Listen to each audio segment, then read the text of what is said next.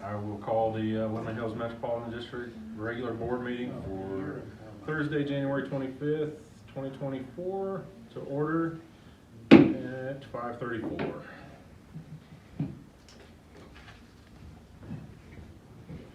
And item 2 be roll call. John Martin present. Stacy Popovich present. Sherry Riggin present. George Stinson present. Kelsey Ives present. And council is present. And we do have a quorum. It's been a while since we had it. I know. It's been nice. All right, item 3, director disclosures. I didn't see any in the packet. No conflicts.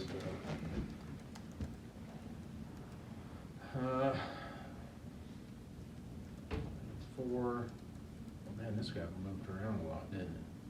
Item 4, approval or disapproval of this agenda. You just need to move the state for water, wastewater to February's meeting. I'll do that when we get to it. Oh, you wanted to go ahead and do it now? It's up to you. I mean, we're not gonna discuss it today, so if you wanna remove it from the agenda, And that is And then- item to disapprove. 15.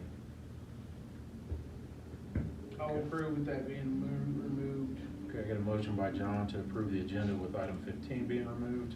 A second. Second by Stacy. Any other discussion on it? All in favor? Aye. Aye. Any opposed? Motion carries.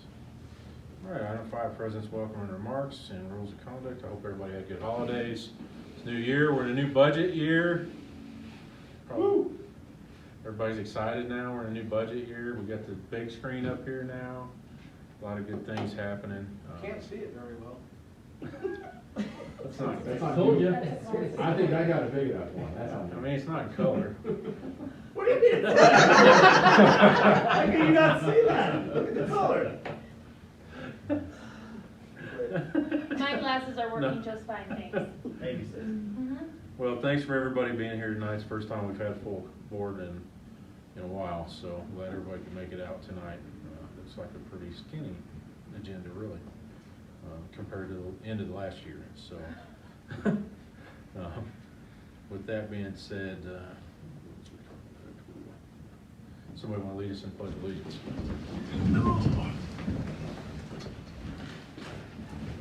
I Pledge allegiance to the flag of the United States of America and to the republic for which it stands, one nation, under God, indivisible, with liberty and justice for all.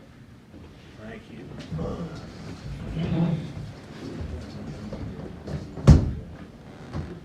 All right.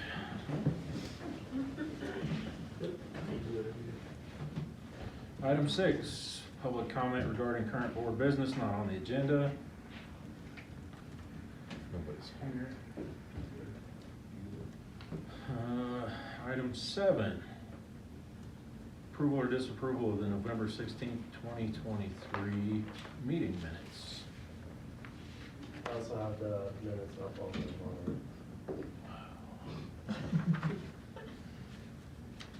I'll make a motion to approve the minutes as written. Okay, I'll second. got a motion by Stacy and a second by Kelsey. Any other discussion on them? All in favor? Aye. Aye. Aye. Any opposed? Motion carries. Oh, this is one we missed. All right, item 8 will be approval or disapproval of the corrected June 22nd, 2023 meeting minutes. So just a quick note on this one. Per statute, we have as you're aware, disclosure when it comes to executive session items and what items will be discussed in the executive session. The agenda had a list of items for June on the agenda, but they didn't get carried over to the minutes. So the only thing we did was updated the minutes and corrected them so that the items covered in the executive session are reflected in the minutes. Okay. I'll make a motion to approve the minutes as amended. I'll second. Motion by Stacy to approve, a second by Sherry. Any other discussion on it? All in favor? Aye. Any opposed? Approval carries. approval or disapproval of the financials. Those are kind of skinny too. Yeah, Carter can't find them, they're so small.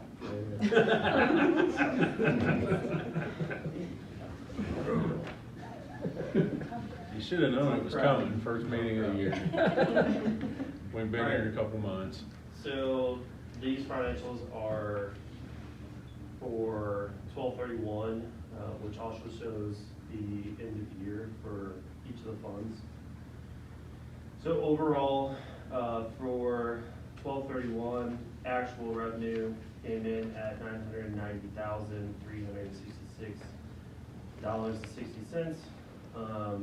So at a favorable or unfavorable budget variance of $148,000. Year to date though, actual revenue was $14,518,315 on the year to date or annual budget of $13,605,206. So favorable there as well.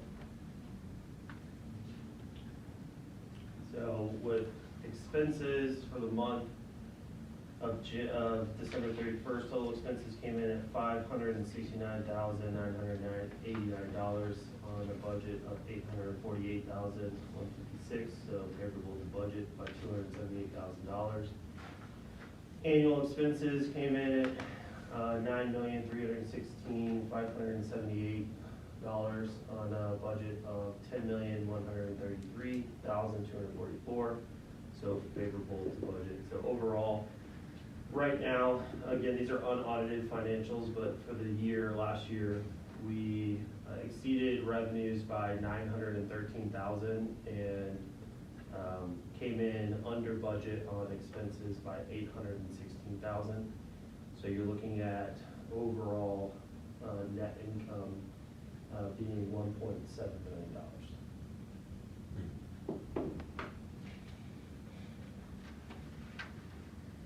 That rolls into CAPEX projects. Right.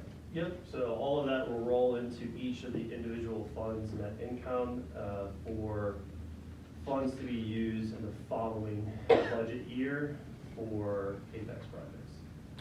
And These is a funds are percentage not of that available in already 24. going forward for the 5-year projection on the plan?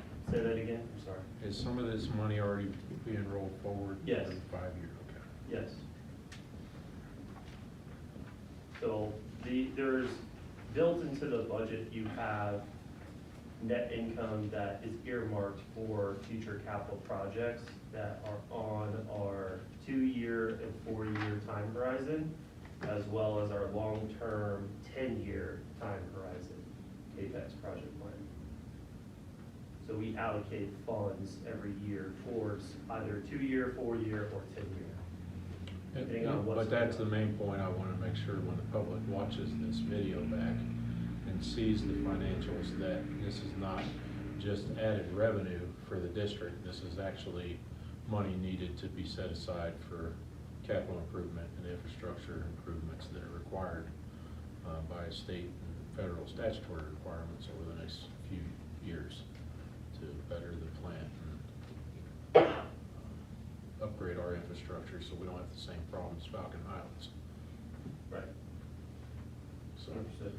I just want to make sure we clarify that when we talk to the budget, because I don't want them thinking, hey, they're overcharging us on rates and stuff, that those capital projects go into the figuring on those rates. So, Yeah.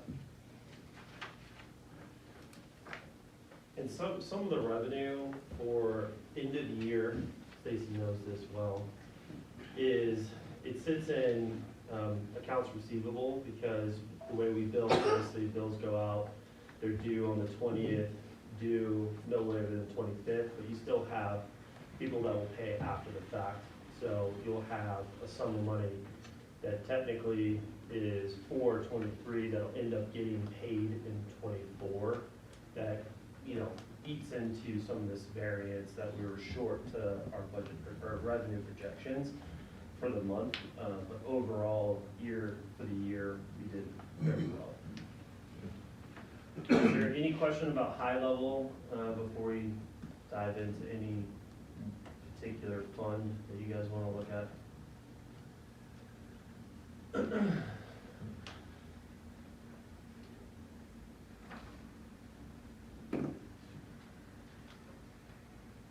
Crickets. Crickets. I'm good. I'm good. I'm good. Alright. Always. I'm fine. Alright, well, if there's no other questions, then I think we'll move on. Is that it? Good? I entertain a motion to approve financials. I'll make a motion to approve financials for 2023. I'll second. Motion by Stacy and a second by Sherry. Any other discussion on the 2023 financials? All in favor of approval? Aye. Aye. Any opposed? Motion carries. All right, now we'll get to item 10, and that is the public hearing on our budget amendment to consider for adoption resolution adopting 2024 budget amendment. My understanding is this is the hearing, the adoption will be next meeting. Carter, is that what you were expecting for this? So we can do, depending on how, it's at the discretion of the board, we can do the hearing, normally do the hearing and the adoption immediately after the resolution. If there's some follow-up questions and things like that, we can certainly put this off to February. We did publish notice of this hearing for this meeting, so we are good to go. We are happy to publish a new hearing notice for next meeting if the board would like. Okay. So we want to do hearing and adoption? Yes. So it's- Resolution now. this budget amendment is to add some funds for these two highlighted CAPEX projects for water. So they were part of our 2-year time horizon, but there was an issue and they didn't get posted onto the final CAPEX budget for next year, so we needed to make sure we had those funds available as we are continuing to upgrade our water system. So these rehabs of both FP2, so filter plant 2, and then a rehab of filter plant 3 valves. So it's, you know, I can let JD talk more about what those are, but the funds themselves, as you can see down here, for water, the total is now 5.4 million, based off of, you know, audited unused funds over the last 2 years. We're looking at 2.9, almost $3 million needed out of reserves to be able to pay for just the water portion. But overall, there is no concern on my end financially to be able to pay for these projects, as we have plenty of fund balance money in water to pay for these projects.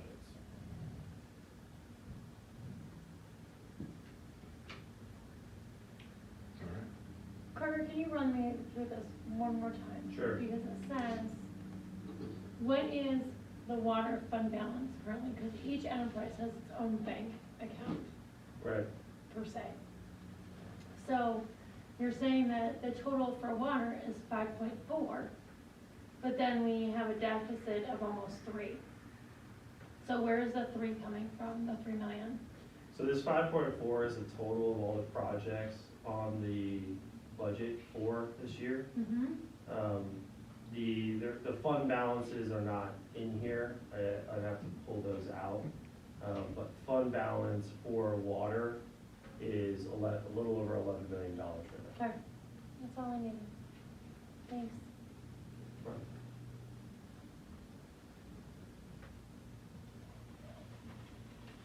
Do you guys want? And we've already figured in FAWA Yep, and all that other stuff. so all that's down here. Okay.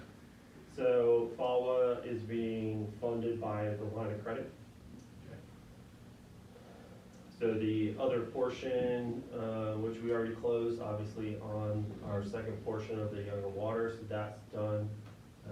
So we have the $2 million in the capital contribution.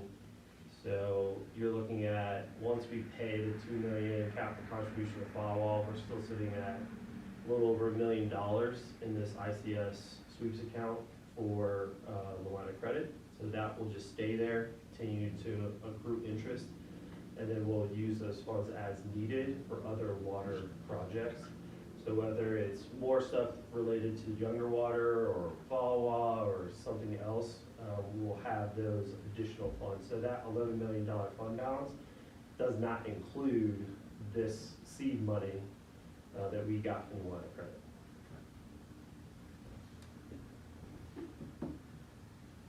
All right. Do you guys want any details about the projects themselves?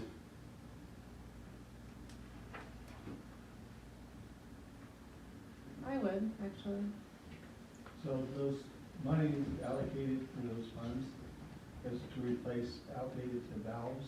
They're obsolete, we can't get parts for them, that's in filter plant 3. And then filter plant 2, all the filter vessels and plumbing inside are obsolete. They've been cannibalized into make the plant operational. We've been losing filters because of mechanisms that are used to create the function of the filter. Those parts are no longer available. They haven't been for 10 years. And so that plant's been pushed off for upgrade. So some of the equipment that's coming out of the plant that's across on the back of us right here, filter plant 1. Once the new plant goes in line, this filter equipment is good enough. And none of the parts are obsolete, but there's some upgrades of certain components will have to be retrofitted in filter plant 2. And it's a savings to the district of modifying that plant to resemble filter plant 1. And then the district can have a reliable water source for years to come. And then the valving equipment that will be in filter plant 2 will be also the equipment that we put in filter plant 3.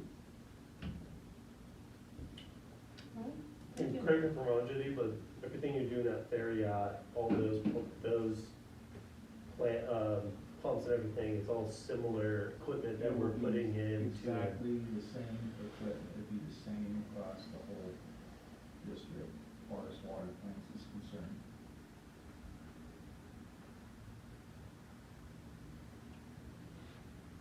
Anything else?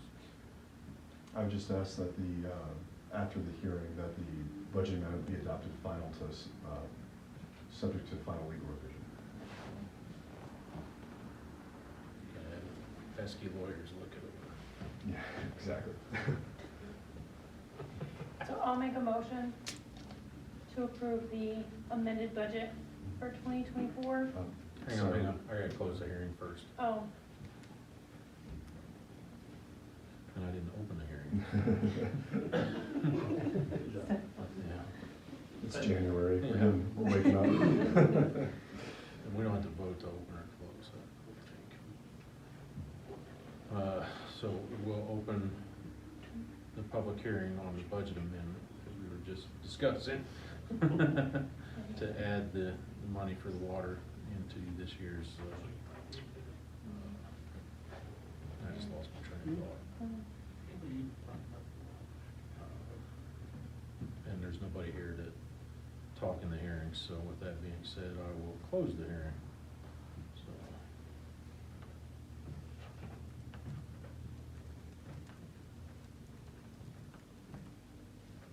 And then, without any other objections, I will entertain a motion to adopt the resolution, or approve the resolution adopting the 2024 budget amendment that we just had the hearing on.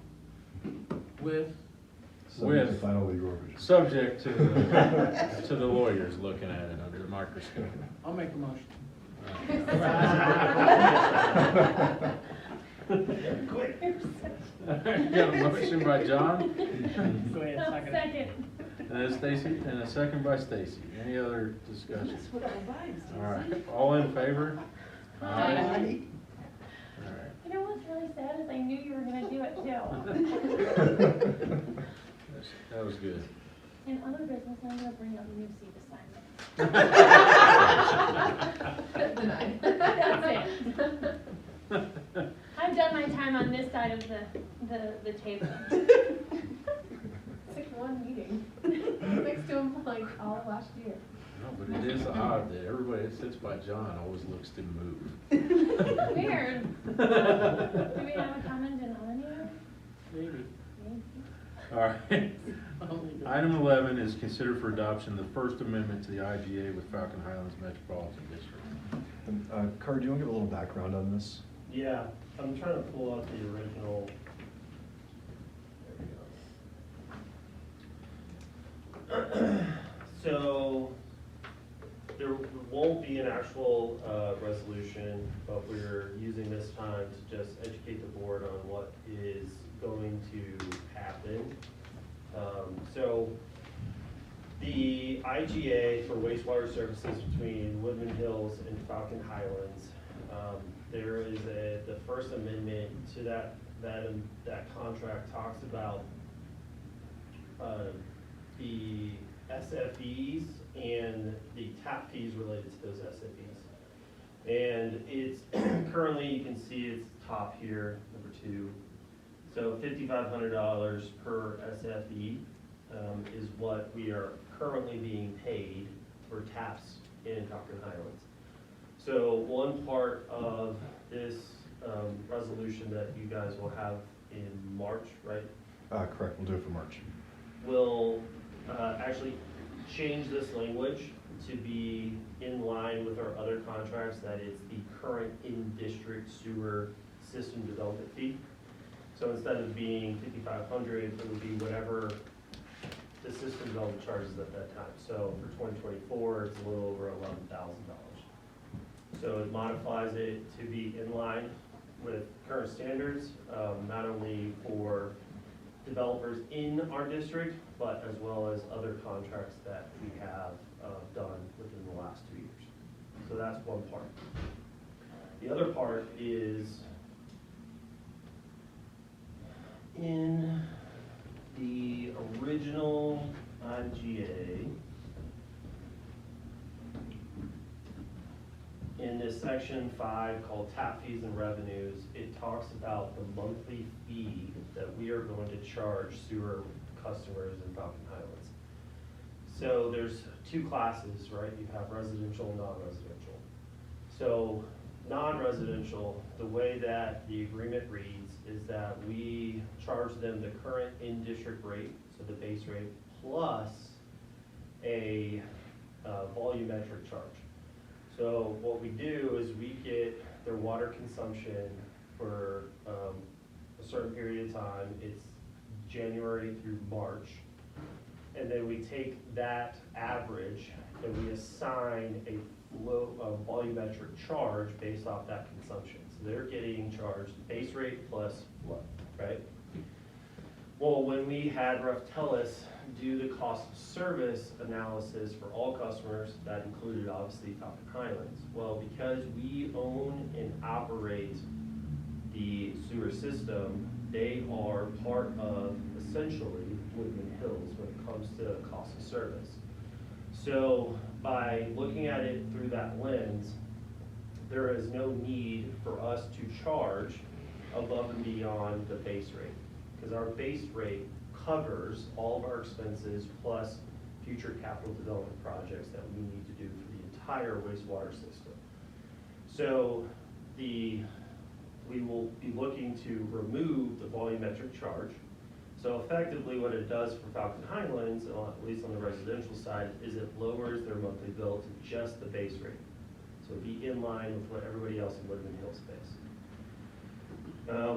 The other part is non-residential. So commercial also is in the agreement, it's based the same way. It has a base rate plus this volumetric. Well, there's a lot of issues with that. One, as you guys know from the cost of service analysis, what we've seen is that over the years, our residential customers have paid the lion's share of expenses versus cost of service being identified for each residential, non-residential. So what that means is that in this particular contract, the commercial clients actually got a really good deal. And essentially the residential has been paying more of the share, or the pro rata share. So to be in line with, again, cost of service, as well as how we bill all of our commercial clients, we'll be modifying this language to also be the same language that we bill our commercial clients. That's a base rate fee based off SFE count, or not only for drainage, but then also doing the monthly sewer fee based off of consumption. So you take the actual water consumption, and it's assigned essentially a volumetric charge. Versus what they have now is this really low base rate and a small volumetric charge. So on one hand, residential for Falcon Highlands is gonna go down, but sewer is gonna go up. And it's gonna be in line with the cost of service for the entire Woodman Hills and Falcon Highlands community. So those are the adjustments that we're looking to make. Okay. Yeah, and the only thing I'll add, the reason this is getting moved to March is that little component where the fees are going up for commercial properties. There's statutory language that says when you increase rates and fees, now, to be clear, Woodman's not changing their rates or fees, but how you want to interpret fee here is a little open. So because we're increasing a fee for commercial properties, we're taking a conservative approach. We're gonna publish a notice saying, hey, we're gonna be increasing fees at this board meeting, and then we can adopt the amendment or the restated IGA. We'll also have time to run this by Falcons Council as well to see if they have any issues. Again, the residential rates are gonna go down, so I don't think it's gonna be a problem, but it's probably a good thing just to get ahead of them. Okay. So we're not adopting tonight, we're No. adopting in March.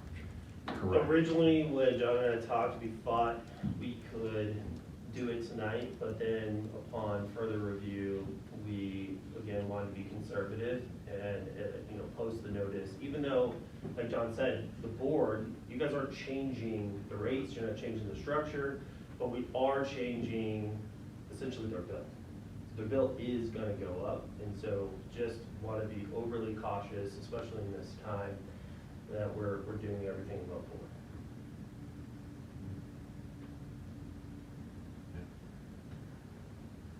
So I will tell you administratively, I do have some concerns. Getting right read data every month, getting the annual data for those three months has always been an issue. Who's providing that? So we have to get that directly from Falcon Islands.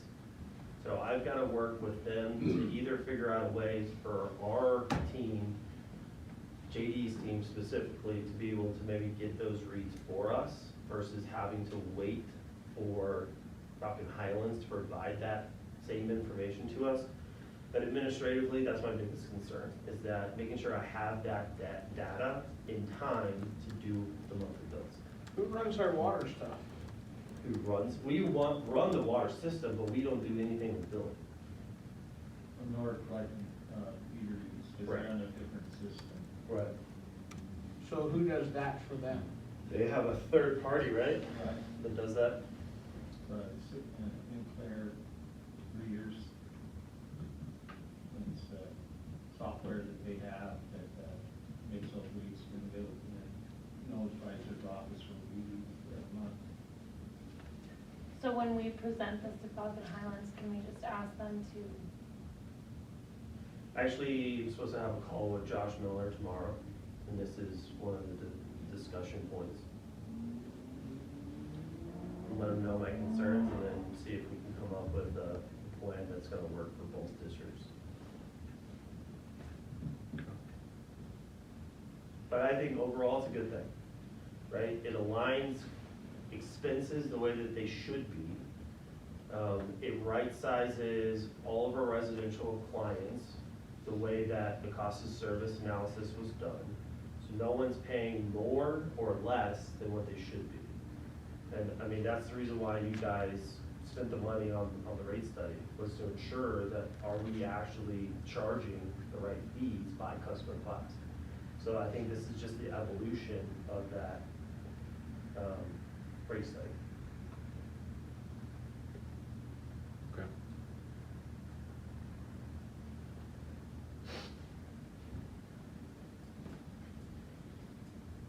Any questions? Next. I won't be at the March meeting. Well, it- We'll hold everything until you're I bet you don't. That doesn't mean you can move, Kelsey. Somebody All right, has to say. we'll move on to item I think 12, we should which put is John over there. consider for adoption. Oh, we should put him Put the over boys over there. Yeah. Yeah. I'm happy for this. there. Come on over then. Item 12, consider for adoption of a resolution designated meeting, notice posting location. So, that one is on the table in front of you. Yeah. so per statute, at the first regular meeting of the year, a district is required to state where notices will be posted for upcoming meetings. In this case, it's the website, and then there's also a backup location, which Carter provided the address for. And that's all this resolution is. I'll make a motion. I'll second. Oh. Oh, I think Sherry beat you. Got a motion by Stacy and a second by Sherry to adopt the resolution designated meeting notice posting location, with the first location being the website and the second location being 8046 Eastonville Road, the district office. Any other discussion on it? All in favor? Aye. Aye. Any opposed? Oh, motion carries.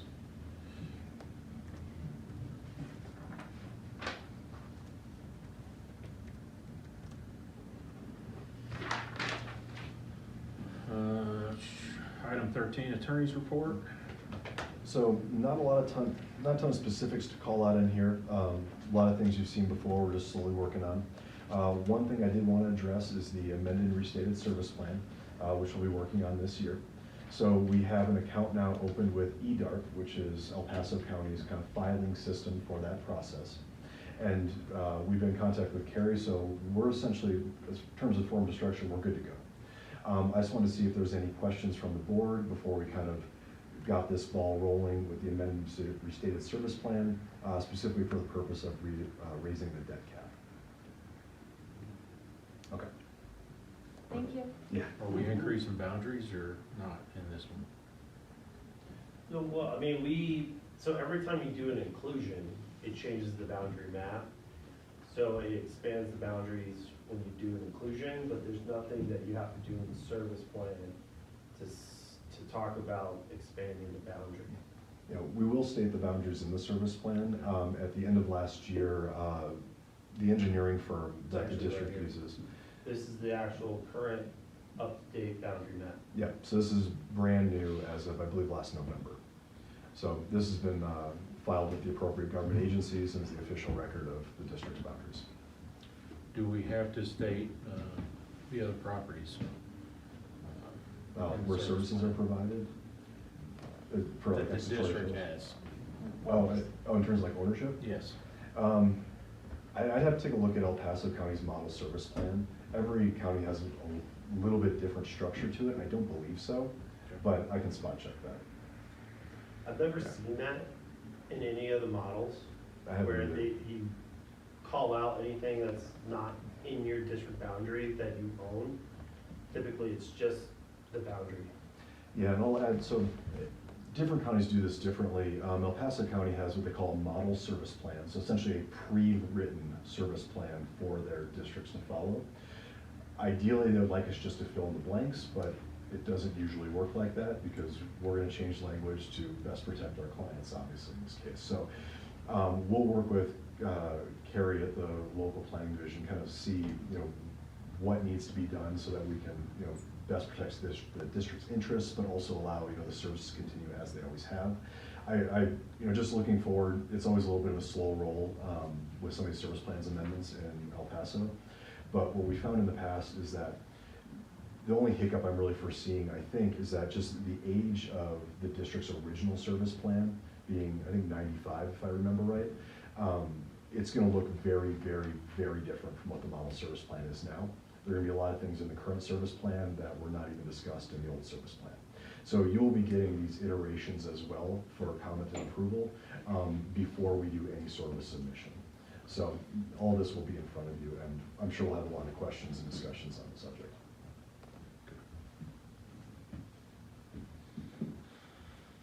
Nothing else, no other questions?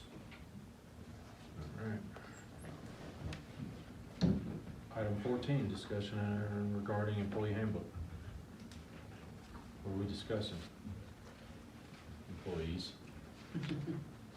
All right, so, there were a couple items in the, employee handbook that we wanted to discuss. Obviously, you know, para is a new concept, that will be at the next board meeting, will be for you guys to final approval, stamp on that. But as we were going through the handbook, there were some additional things that we wanted to just discuss first before we put anything official in front of you for your approval and adoption. So one of them was,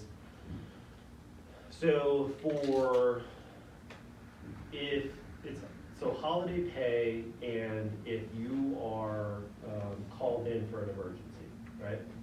So the way the handbook states is that if you're on a holiday, obviously you get paid 8 hours for that holiday. If you get called in as an emergency, it's just paid at straight time. So one of the changes that we would like to make is if you're called in on an emergency basis, it's paid at time and a half, that time that you were called in when it's on a holiday. So they'd be being paid double time and a half? So you'd be paid the 8 hours for the Yeah, holiday, 2.5 days.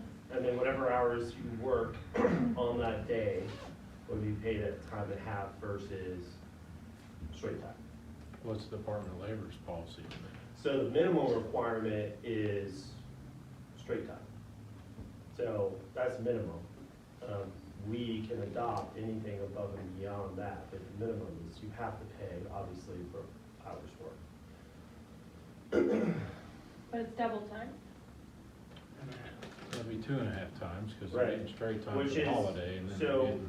In relation to other utility companies, that's actually standard practice. So most people, they'll either have like a very similar structure where it's holiday pay plus time and a half, or they just won't have holiday pay, it'll just be straight 2.5 times when you're coming in, that way. So it's industry standard to have something, one or the other, in place. What we have not seen is anybody that has a similar plan to ours, where it's holiday plus just straight time. We have not come across another district that just does that. How often do we have people come in for emergencies on a holiday? Doesn't happen all that often, but it is a concern on the employee's part that you were not scheduled to work. That's why the 8 hours of holiday pay came in. So if you're called in, the expectation, because it is industry standard, is you are basically getting holiday pay, which is usually time and a half. But if we're putting somebody on call for a holiday, are they getting an on-call? So Premium we're not already. talking about on-call. Yeah, on-call These separate, are, they're that's scheduled to work. separate, right? So you're scheduled to work, so that's separate. We're saying, so imagine us, right? I'm the on-call person, we have a huge main break, I have to go to call 3 of them in, right? So they're not scheduled to work, they're not on call, and they need to come in. We're saying these guys need to be paid that time and a half for being called in.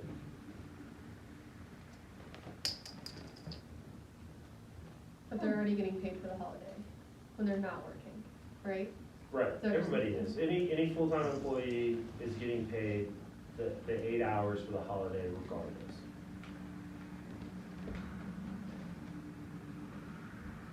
And again, this is, so like from a financial standpoint, it does not happen often, right? It really doesn't. It's more of this is a employee retention, employee engagement play. But it also solidifies for, especially for Wally and JD, that they'll have the people available to be able to come in. The last thing we want is some catastrophic event occurred and we're not able to get the right manpower to come in. So this is an option for us to be able to say, we get it, right? It's an inconvenience to you and your family, so we're going to recognize that you're getting your time and a half on top of your 8-hour holiday pay. So again, it's not going to be a make or break on the budget. It's more of it's an industry standard, and to be honest with you, I think it's the right thing to do in those situations. Is this just for hourly employees? It's for our full-time employees that are in the field. So yes, Only just if- hourly. Yes, sorry. Only, but what I was trying to say is it only applies to our field operators. And what are they making if they're scheduled to work on a holiday? It's just straight time, they're not making No, time? they're not scheduled to work on the holiday. No, the ones that are working on the holidays. That are on call. No, not on call, the people that are actually, because the plant doesn't run itself on the holidays. So what are those people making that are working on the holidays? The on-call No, pay. time and a That's half what pay or Sharp just the straight time? The on-call pay is straight time, but they also get 2 hours a day, right, for carrying the phone, or 1 hour a day. So they get, because they obviously have to carry a company cell phone, so we give them an extra hour. Well, on like their I said, pay. I work Christmas, Yeah. I make time and a half. Total. Right. Do you but I'm have still people making- at the plant during Christmas Day? Someone's always there, yes. And what are Okay, they so what are making? they making on Christmas Day? Straight time or time and a half? Right now, they're making straight time. Okay, I don't like that, they should be They making should be time and a getting half. time and a half. What if someone's already working and then something emergency happens and then you have another person come in and they're making like 2.5? Right, versus the guy who's making straight time. Who just happen to be scheduled for Christmas? So we would make it uniform, right? So I think that answers your question and your question, is that regardless of the on-call person would get time and a half for being there on a holiday, as well as anybody that's called in as an emergency. And But again, they- this only applies to holidays. But right? they'd only get halftime. Yeah, but then you run into, aren't your guys that work the holidays, aren't they taking that 8 hours holiday on a different day? Hmm. So the guys that are working on Christmas, That is their holiday, that's, so they're getting holiday pay for the holiday, Mhm. Which And is just straight straight time. time. straight time. Right. And then they're working, and then they're getting straight time, so they're basically getting double time for, yeah, that ain't right. Yeah, and so they, in the on-call rotation, like, they still put in 80 hours, you know, plus any potential overtime in a. I get it, but if they're working, then that doesn't count as a holiday for them. Right, so That's the what I'm hand, saying. So- again, that's why we want to modify the handbook, because the handbook says if you come in on a holiday, right? Whether you're on call, you were scheduled or not, you're only getting straight time. So the modification would be, if you work a holiday, you would get, and you are required to come in whether you're on call or not, it's time and a half. So, okay, no, not necessarily. Because they should not have to use their holiday pay if they're scheduled to work on the holiday, is my thing. So that holiday pay, so, for instance, I get 96 hours of personal time, which covers the holidays, whatever, however many holidays there are now, I don't remember. They make a new one every year. But if I work, say, on Christmas, I don't take my holiday pay day for that day. That, I can use that day another day. I can take off next Thursday and put down that that's my 8 hours holiday for Christmas. So almost like it's like you create a floating holiday. is what it is. Basically, it is, it's like holiday time, you know, and the way the city does it is you get that money banked up front. You can use it all right now, you can use it all later at the end of the year, it just has to be used by the last pay period of the year. but how's that work for us, because of the way the set holidays are, if some guy takes that 96 hours, decides to just cash them all in first of the year, he's not working on that holiday. We're He's not working. getting paid for those holidays anymore, that's the whole thing. And I'm not saying change the holiday, the way you guys do your holiday, but I'm just saying that if they're working on that holiday, there's no reason for you, they shouldn't be getting paid out their holiday pay if they're working on that holiday. That's a scheduled work day for them. So whether you're bumping them up to time and a half or whatever for working on the holiday, that you still, that personal time or that holiday time is a benefit. And the problem we have, even in the city right now, is they like you to use your benefits when it doesn't benefit you. And that's not what we're here to do. That is a benefit that they shouldn't be penalized for taking. Because you're basically penalizing them. Yeah, you're putting a little bit more money in their bank account, but they're having to burn a holiday day, a full holiday day, when they're at work. That ain't right. Are they volunteering for this? No, but I can tell you from 24 years of experience, every place I've worked, that's how they operate. Because you need that coverage, you can't let people float at their convenience. No, I get it. Unfortunately for me, I No, can't that's love not, that's not what I'm saying. Yeah, You know, That's not what I'm saying I at all. know, I get it. So what I think what he's saying is, so, let's say, what's the Use best the holiday, regulations. President's Day? If tomorrow's a holiday, Wally, and you got somebody that's got, that plant has to be manned. So it's their regular scheduled day. They're working on a holiday. So, but they shouldn't have to take holiday pay tomorrow or take some of their benefit time for tomorrow. It's just a regular scheduled day. They can take that 8 hours of holiday for tomorrow at a different time, which is convenient for them. So then they And take the Monday district. out and potentially screw anything that happens on Monday. How's When that it screwed? says The holiday's already set. Because he doesn't have anybody to cover for him. Is your staffing the same every, like, for like a holiday versus like on a random Tuesday? Like, do you decrease your staffing for holidays at all? Or is it like the same amount of people? The problem is, you're gonna have, like, you know, like this year, we had 5 days off. Right. Everyone and their brother's gonna try and leave town. Something happens, we have nobody to cover. So, I hate to be a dick, but you can't, I need coverage. So, Right. by that's law, why with we the transfer. pay time and a half for Well, and holidays, I so get that we that. have the coverage. Right. Yeah. so that's what It entices we do. them to But work. that's what I'm saying, if he's working tomorrow and it's a holiday, he's just getting paid time and a half for working tomorrow. But he shouldn't have to put on his time card that he's also taking his holiday, 8 hours of holiday pay for tomorrow. He can take that at a different day. That's a benefit.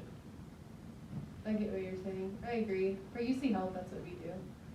I mean, that's a benefit, They're that's like, scheduled to work, that's like and- just trashing a benefit, that's like saying you're not getting a holiday you benefit don't because you use had your to work holiday anyway. hours. Some people will have to work, if there's 11 holidays, they'll have to work 10 of them through the year because of the days they fall on. So how does that benefit them if they gotta burn up a holiday day on every one of those, even though they're scheduled to work? I can see both sides of this. It's not really burning it up, it's already built in. Right, but if they're getting time and a half, that replaces the holiday benefit. But on your holiday, what do you wanna be doing? Sitting at home. Right, but but they're scheduled to work, so they can't sit at home tomorrow. So if they're scheduled to work tomorrow, they gotta come to work. So why are they getting, having to take holiday time? This feels luck of the draw. It's- So you're saying they should still get the time and a half? but They should not just get use paid the time and a holiday? half for working on the holiday. And then at their choice, they just take another day off. Well, usually it's like 30, You You're can set. still gonna Usually account for it's- that. yeah. Typically, You can it's set those, if you're within doing 8 30 hours days and there's Yeah. 11 holidays, that's mine's 96 30 days before and hours. after, and it has to be scheduled. Can I ask a question? Go ahead.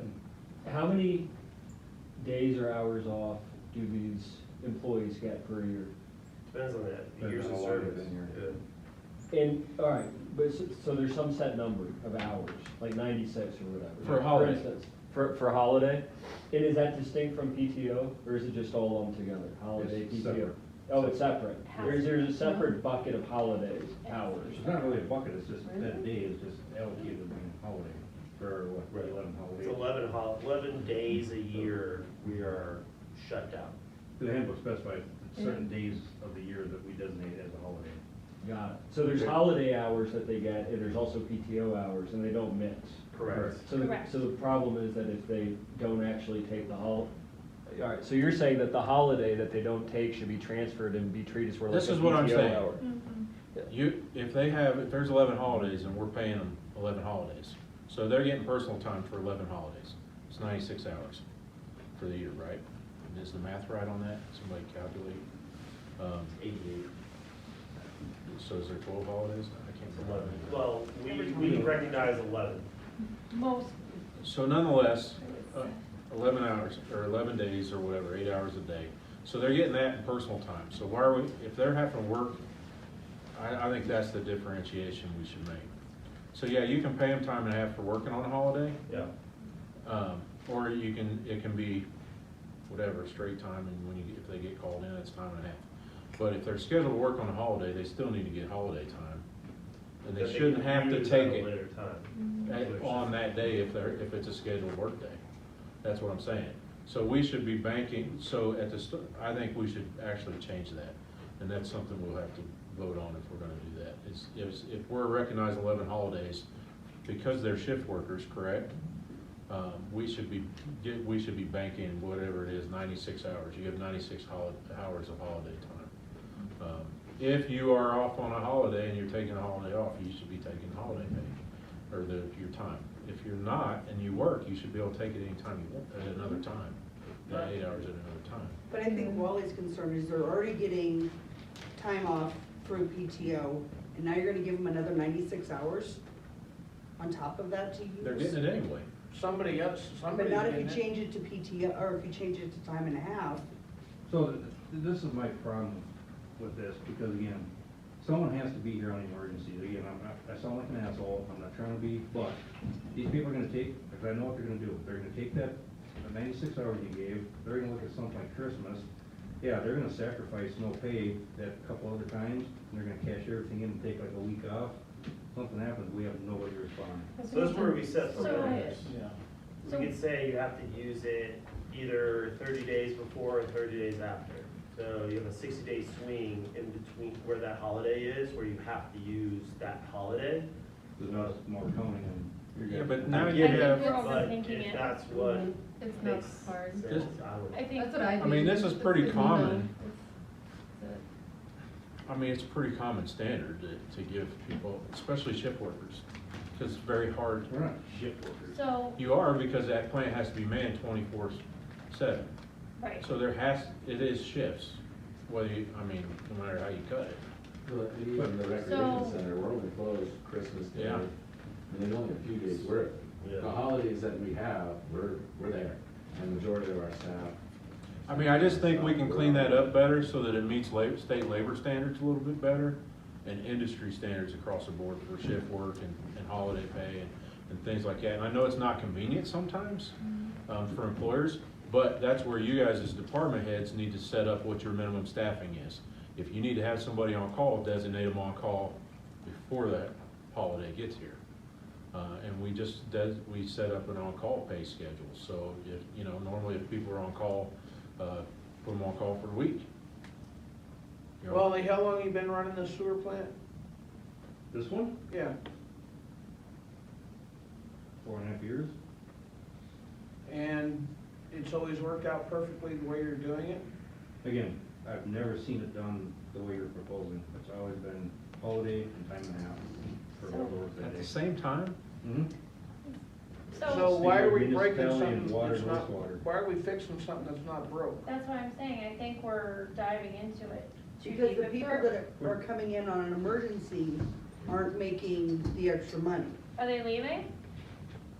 No, you but could. in the case, you're not gonna come in. yeah, because now you're saying that we're gonna, not only are they getting paid holiday pay for that day, but now they're gonna get paid Double time. double time for that So day. it's no different than municipalities that designate like Christmas, New Year's, or Christmas and Thanksgiving as being like triple time. Because they're paying the holiday plus double time for working on the holiday. That's what CSU does, right? Exactly. Yeah, what CSU that's does. exactly what CSU does. It's triple So- time. So for shift work, because we're on shift work, I'm not, but on shift work, everyone gets paid that straight 8 hours. Mhm. And then if you work, it's built into that entire day at halftime. Yeah, so when I That's- work Wow. Christmas, That's what your firefighters get. Your I first make time and a responders half. working Right. Christmas, they get halftime. That's not right. They make roughly $100 more working Christmas Day than not working Christmas Day. That's crazy. Otherwise, Time people and a take half. off crazy days and then everybody wants to work on the holidays and things because they're Mhm. making, time and a half. you Yeah, know, I but can take Tuesday there- off and there's make a all my dis- money back on Friday. There's a distinction here, right? Like, firefighters obviously have to be there, right? But the plant has to be there. So Then do hospital only workers. one person is on call. We're not closed. We're only talking about one person is on call, and then we're saying, in theory, if we need other people to come in, there should be a financial benefit for them coming in, if we need them. Makes perfect sense to me. So And the guys know when they're on call, and the whole year, Scheduled out. Yeah. laid out. So they know what holidays they have, what, I was gonna use an example. So I've been in the water side for a good portion of my career, so almost 30 years. Every municipal I've worked for was always a time and a half on a holiday. We were called in for an emergency. The reason is that if you only have 4 on your staff, and Christmas time comes around, or pick on that because it's already happened, right, with the Christmas weekend, we come in here and try to get people, come in, hey, we need to shut down valves, and so forth, so that we can get prepared for the contractor to come in here and start digging. And I'm on the phone, and I'm calling individuals, hey, are you available? Or they have a voicemail, I have to leave a voicemail, I leave a text message, and about 2 or 3 hours later, I may get one of the 4 or 5 that I contacted to reply. Now, we're talking about a holiday. Now, we didn't tell anybody, hey, you gotta be sticking around for this holiday weekend in case something happens. That wouldn't be right.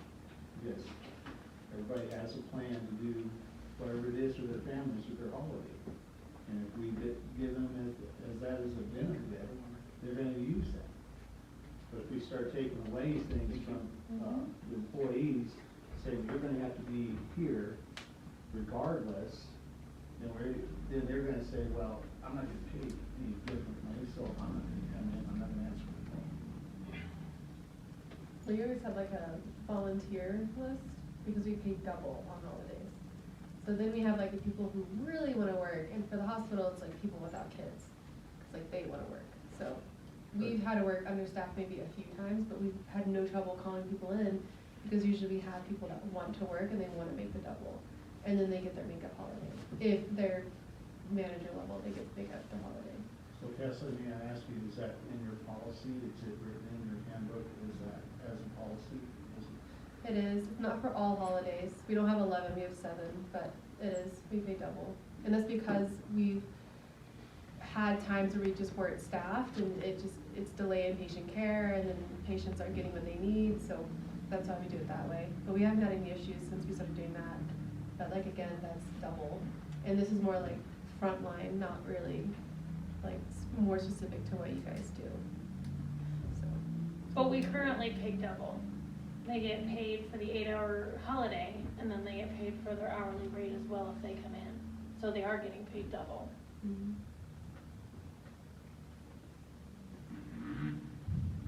But do they get the makeup holiday if they're working the holiday? I think No. that sounds like what the It doesn't. question No, is. because we're paying them the 8 hours. Right. I mean, isn't it as simple as that, it's just being able to make it up, like you said, 3 weeks before or after, because budgetarily wise, if they're gonna take the holiday, when they don't have to pay them double, they're gonna take that holiday sometime. But actually, I mean, it does seem right that we would just take their holiday. I can see both ways, but I also, I mean, administratively, trying to figure out that is one part, but I'm more concerned about like these guys making sure they have enough coverage, right? Well, I would just say, it's your guys' Balance show, the two. you guys run the day-to-day operations, so just, I mean, I would present the board with what you got, what you recommend for your department, Okay, and then we'll review it. okay. and I think that's part of the issue is our world is a bit different than yours. So to kind of have a blanket policy across all of Woodman Hills almost doesn't work. Right. And I think maybe that's where this is going, is that there's a water, wastewater policy, there's like an administrative. In that overall holiday structure, we break it down and be more segmented, that's. It's not a matter of the pay, it's a matter of, are we making them use a benefit that, on a certain day that we shouldn't be making them use, that's the only thing I'm saying. Yeah, no, I understand. So we'll take all that back and feedback, and we'll figure out, a proposal for you guys. So I appreciate that. Para that, what was the other one? There's another one. Vacation time. Vacation time, yes. And you guys are fleshing the para stuff out? Yes, yeah, And we've this already last started year, on did you it. guys put in the files how Yep. you dispensed your para funds and all that stuff? Say that again. At the end of this last year, when you did the incentive stuff, Mhm. did you put in their file, personnel files on how you decided who got what out of that money? Well, that was different than what para is going to stipulate.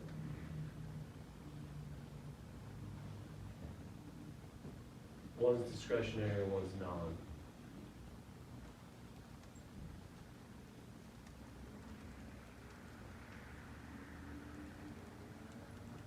But the answer is yes, we started flushing it all out and making sure that we have it lined out the way in the specifics that we think makes the most sense, but also taking in all the feedback that we've gotten from the board too.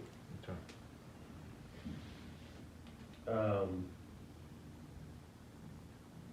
Vacation time, you wanna talk a little bit about that? Well, so it's more of a benefits thing. Again, we're trying to look at it from an employee retention standpoint, like you mentioned. So places like Cherokee might have like a $3,500 sign-on bonus. So it's potential, if someone's looking to get hired on them and us, they're gonna take the 3,500 every time. We're looking at, the other thing is most places start you at 2 weeks vacation time a year. We don't do that. So we're looking at adding a week of vacation time across the board for the employees.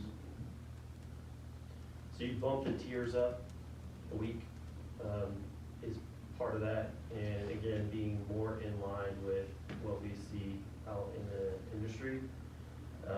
Also, again, another like employee retention, part, and then the other thing is, right now in the current handbook, you don't start accruing time, and you don't have any benefits until after 90 days. So that's another thing that we're thinking about is, do we make those things available on day one?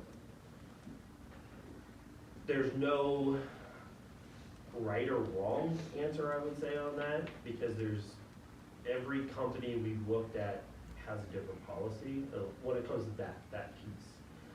But again, from an employee retention perspective, at least on the benefit side, I really think that is something we should consider.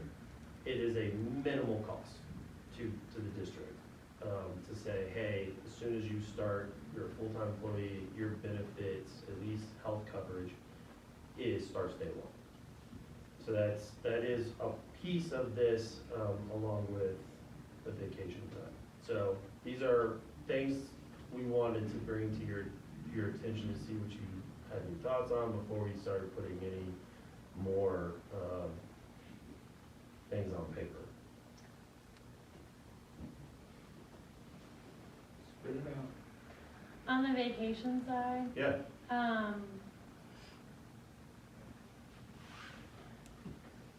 I do like the work-life balance.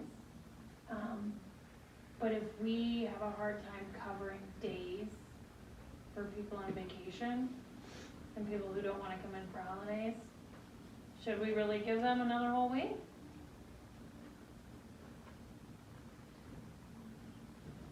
I mean, I don't think, I'm not gonna speak for you guys, at least on my side.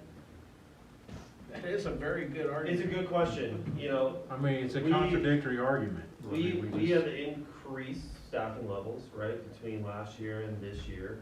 So to get to where we need to be, we've also put in expectations around how many people per office unit can be off at the same time. So again, you have minimum staffing levels. So all of these go into that consideration. So by adding extra benefit time is not gonna change our minimum staffing requirements. We're not gonna say, oh, just because we added more time, we're willing to have less people available to work. So you're gonna give them another benefit that they're not gonna use, because in a staffing of 4, and your minimum staffing is 3, you're gonna give them all an additional week, but you can't take it because our minimum staffing is 3 and there's only 4 of you. And it's a good point. I'd have to run some additional analysis to say like, okay, if the minimum staffing level is 3, how many vacation days would you actually have in a calendar year? So that's a How good much point. time carries over, how much, Right. Yeah. Yeah. So I- this I is don't why we wanna know- have this conversation. We Yeah. wanna know what your thoughts are, so we can go back and actually put some of this stuff on paper. I don't know, so the health insurance and that kind of stuff, especially since they're working in plants and things like that, totally agree. They should start their health insurance when they start. I will totally support that. Their vacation time, no. Because once you give them the benefit, you give them 3 weeks, I put in 2 weeks worth of work and then I quit, and you're gonna pay me out 3 weeks because you gave me a benefit. It's only accrued. What we're saying is you accrue it. So you accrue your time. We don't give time in advance. So it's all accrual. Instead of like 1.6, it would Might be 2.6, right? be per pay So it's period. hours per pay period that you accrue. And most employees So don't the do 2 rate- weeks at once. the They'll rate do would a day increase. here, a day there. Very rarely, at least in my department, do I ever get 2 weeks. So the accrual rate will go up. Right. So to your To point, accommodate those 3 weeks. let's say use your example, I came on, I started accruing from day 1, I worked for a month and then I quit, well, it'd only be 2 pay periods of accrual. So you'd only have, let's say, 6 hours of accrual that you get paid out, because you're only getting paid out vacation time. Correct, You're not getting paid out any of your sick time. correct. Because your sick time has to be front-loaded. Right. And just a note, I'm pretty sure Colorado law changed on this subject in the last 10 years or so. But if memory serves, if you receive, let's say, all of your vacation time day 1 is available to you, you don't actually have to pay it out if the person leaves. Essentially, they've had access to it, they haven't used it, you don't have to pay it out. If it's accrued, however, over time, that's when the payout kicks in.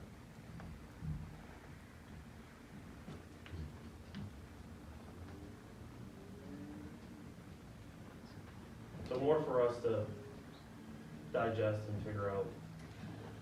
It'd be nice to know what, we refer to industry standard. yeah, I'm gonna need to see. I'd like to see the backup documentation of absolutely. similar districts and what their policy reads. Absolutely, I figured that was gonna come up. I don't have anything else.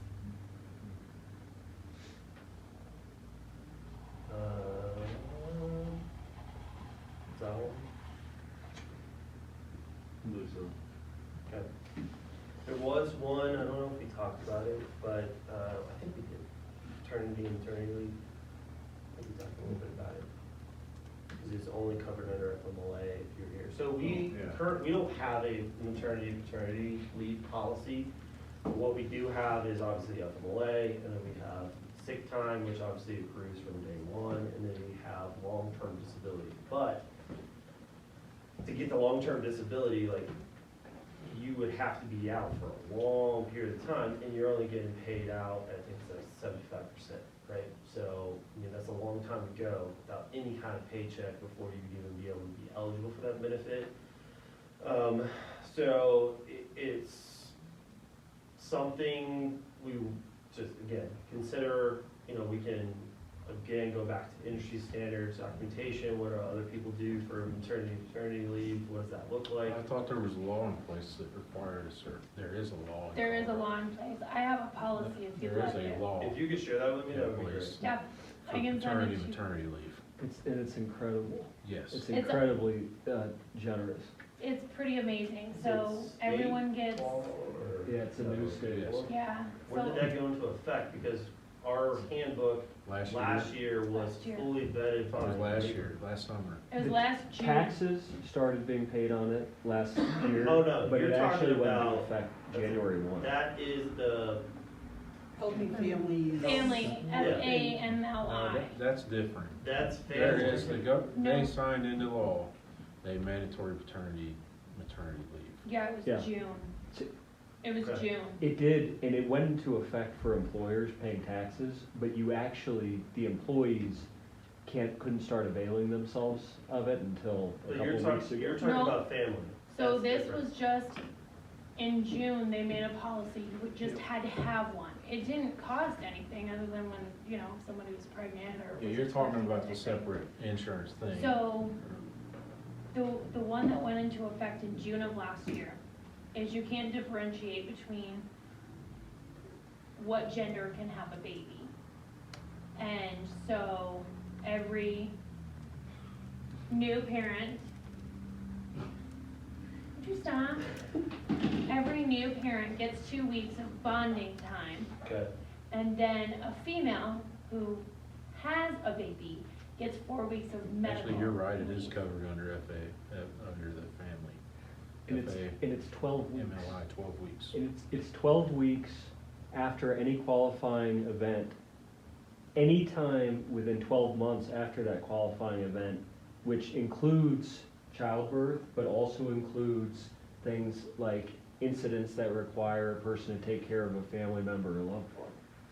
but for our, It's actually a new law. It says Yeah. every private employee in Colorado will be eligible to have a portion of their wages covered for 12 weeks. Birth, adoption, fostering a child. and that's not under family, or is it in? That one's listed different. So it's something we're gonna have legal look into. We'll take a look, because if it's under family, I have to split the two, but if it's under family, I believe the district opted out of it. We opted out, but of family. employees Yeah. can opt in. Employees can opt Right, in. so that is out there, right, Correct. that they can take advantage of. What I'm talking about is a standalone policy that Correct. the district holds, that's not family, that's not anything else. I'll send you one on Monday. Yes, please. Okay, yeah, because we want to make sure, obviously, we're up to date. I don't work for you. And it's separate, and FMLA is separate, because you have short-term and long-term disability. So if they opt to pay in for short-term disability, that's covers up to 6 months, first 6 months on short-term disability. And then after 6 months, they would have to have paid for the premiums for long-term disability to kick in after that. Which we already offer and pay for. Short-term disability, 60% of their wages, long-term disability, 75% of wages. Okay. We got some homework. There are a lot of benefit. This state has become crazy Yeah. with, not so much crazy, but it's become, I don't know, benefit heavy. It's employee centric. Well, you run into a balancing act of wage versus benefit. Right. Which one's more valuable to people? At this point, benefits. Well, and that's our point too. In HR, Right. it's benefit. I mean, People that's, will stay that's because of that. everything we're talking about, and we have been talking about around like benefits and the changes we made, is all been about benefit. Because we know we can't compete with CSU from a pay perspective or some of these other districts, but we know we can provide a robust benefits package that will make us the employer of choice, because we do so many great things. I mean, Did we ever look into the internship stuff too? With the- yeah, we've made contacts with, at least I have, I won't speak for you guys, but, I've been contacted by, not CSU, one of the other local colleges about, yes, that's what it was, about internships. Hasn't gone anywhere. I'm still waiting for the department head to send me some documentation about us getting on that kind of list. And we also have been contacted, and Marcus was in on this, by vocational rehab as well. So, which is something that Marcus and I have been talking about for Parks and Rec, being able to help that population of people. There are some jobs at the Parks and Rec level that would probably have a good fit. Yeah, you know, contact CTU, Yeah. we do both rehab through there, so there's a lot of opportunity there.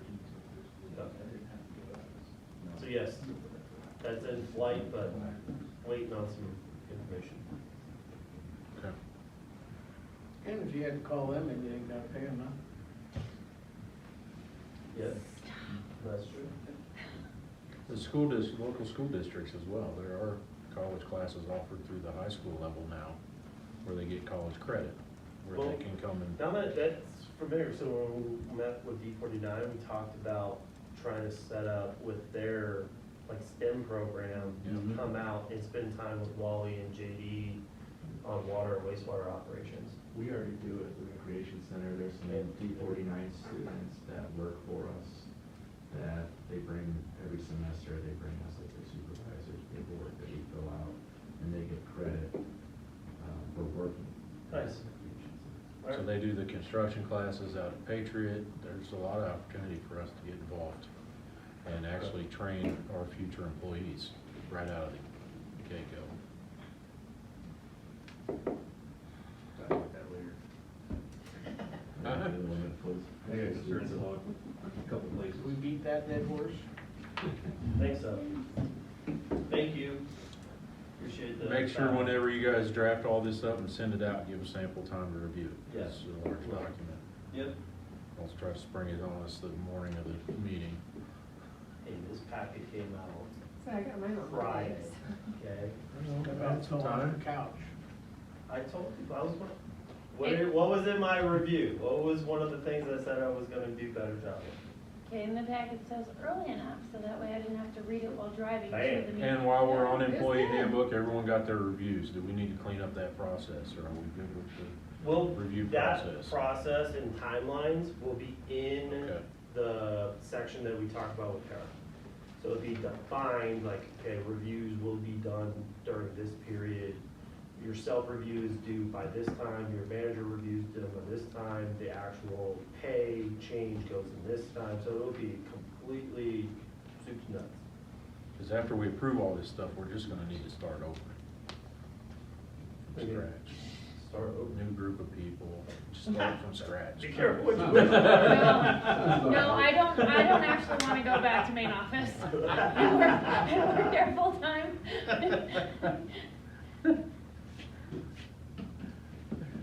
Okay, that was it. All right, item 15 was scratched. Item 16, Park and Rec report. Nice report, Very good. in color. Very good. I like It's it. very With the nice, exception of, very What? pretty. Oh, there is a typo. I wrote it out here, so I will make that change. I was listening before, sorry. But yes, so I won't touch too much on that. There were some pretty cool things we saw on that, especially some of our numbers with fitness classes and things like that. It really does drive home that we're serving our community.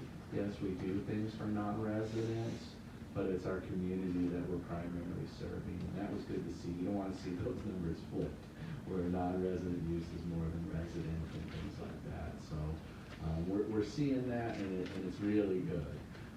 Any questions on the report? And I'll try to do that. When I put it together, I kind of put it together as something that is a community document too. Because you do hear, you know, this year I haven't heard it as much, but I know in the past, of what do I get for my dollars? What do I get? I want to be able to use a document like this on an annual basis that says, this is what you get. If you're not using it, that's on you. We got fitness classes, we've got the pool, we got the outdoor pool, you know, and we're making traction. We're starting to get, I don't want to say jealousy effect, but it is with it, because we are getting, we had a little thing that like at the beginning of this year where we actually raised our non-resident pass fees. Because looking at them, you could be a non-resident in Meridian and buy a 10 punch, and you're going to pay significantly less than our residents were on their monthly bill. To me, that didn't sit well, so we kind of looked at that, push those up to make it more equitable, because, you know, and then you start hearing the check, well, I can't go to my class one. You can, it's just gonna cost you what it costs our residents to do the class, and that's the benefit of living here. And that's why you do get that benefit of living here, to make that argument go away of what am I getting, what is my benefit? Well, here, you got people that are actively mad that they can't come and use your benefit. So there are people that recognize that. And we had a changeover in fitness. I was fully expecting our fitness numbers to go down, because they were for a period of time, but we were shooting right back up. Bree's doing a great job. I thought with losing Allison, she was so entrenched and made that program her own that I was afraid that people would just walk away. But we are seeing those numbers getting better, and we just reviewed 2 more fitness instructors to try to expand our offerings. We did lose our silver sneakers instructor. She had some family issues that she had to take care of, so we're hiring that. But when we got that, we found these 2 instructors that had so much more good qualities and could teach other classes, and we're like, well, okay, you can teach this, but how about this and this? So we are looking at even expanding those classes into the evening hours too, to do that. So those will be coming. So there's pretty cool things there. So hopefully that this document is set. We're posted in the recreation center, and when people are like, what am I getting and stuff like that, hopefully this will show them exactly what that is.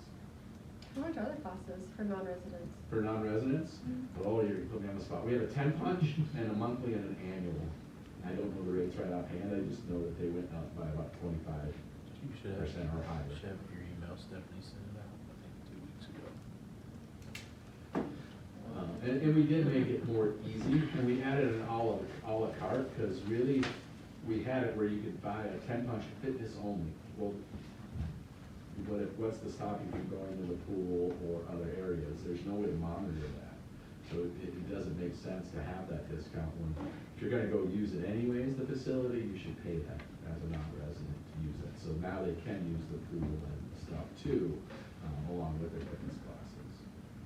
And we did, for our residents, we bought because you do get visitors for a daily to come to the pool, but for fitness classes, you don't get that visitor fee. But you can buy a 10 punch card as a resident with a very big discount, so you can bring people with you. So if you have a workout partner and you want to go to yoga or Zumba, now you have that availability to do so. So we are expanding access. We expanded access with our youth of the community. We now have a program on, I believe it's Thursdays and Saturdays that youth can sign up, bring their parents in, and now it was a hard no. No one under the age of, I think it was 15, could go into the weight room for any reason at all. Well, now what we're doing is, if you go through a safety class, we have different stickers. Now at a certain age you can use the treadmills. Now you can use, up to a certain age you can use the circuit equipment. And then the free weights are still our biggest liability, so those are still 15 and over on those. But we are expanding access to the youth of the community as well. So we did some pretty cool things going into the year. Trying to get rid of those hard no barriers and trying to find some common sense things that we could do to provide that access. Very nice. Some things coming up beyond that, just some different things. We have 2 new treadmills that are being delivered to this location on Wednesday. One's a Precor. It's a nice kind of run-of-the-mill treadmill. You kind of see them everywhere. But then we're also getting what's called an assault runner here, which is a non-motorized treadmill, which are a little bit higher end because they're non-motorized. So whatever your momentum is how fast you're going to go, and that could make for some difficulty running, but they are a little bit high end, so it's kind of a new toy for here. And then also we're putting some mirrors in here as well, along the treadmill wall and along the free weight wall to, again, some comments that we're hearing about what people would like here. So we are shifting some focus to CCW as well and getting some more things over here. Because if you go to the 2 facilities, RCE and here, they are very different, so we're trying to upgrade this where we can. We can't just go in and replace all the equipment, but we can do a couple here, a couple there. One of the treadmills that died was almost 30 years old, so we got every bit of use out of that machine. Speaking of the treadmills here, the motion sensors, it happens every time I run here, because I run for like 2 hours at a time, that like the lights turn off. Oh, really? And then I'm on the treadmill and it's dark and it doesn't come on.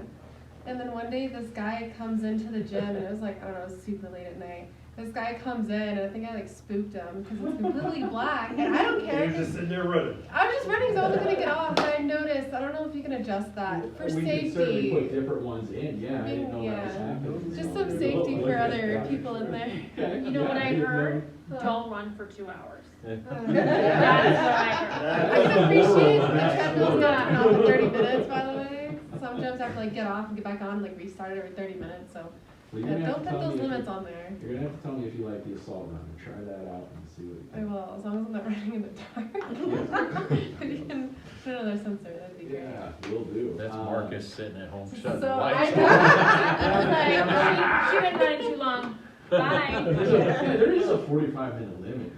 I mean, it should have been my cue. It should have been like, oh, okay, well, time to go, and then just left. But no. I'm glad you're using it, that's good. Yeah, was the treadmill on the left? That's getting replaced? It's the one with the bad belt, one of the Star Treks. And that one's getting replaced, and then the one on the far right, it's a no-name knockoff brand. That one's getting replaced too. What about the TV? The TV? Yeah. Well, so that wall you look at is gonna be a mirror. We're gonna get a new TV and mount up there, and there's probably 2 TVs that'll sit over each of those. One the size of They won't do that. You're I don't running want up you there all to the suck time. up It'll take up the mirror. It's fine, I can like immerse myself when I'm running. It would give Especially you in the enough dark. light to shed onto it. You won't need the lights on. Don't even need the lights on. Yeah, I won't need it, you put 2 big TVs Yes. in there. Yeah, but there is, actually, that is part of the plan too, so.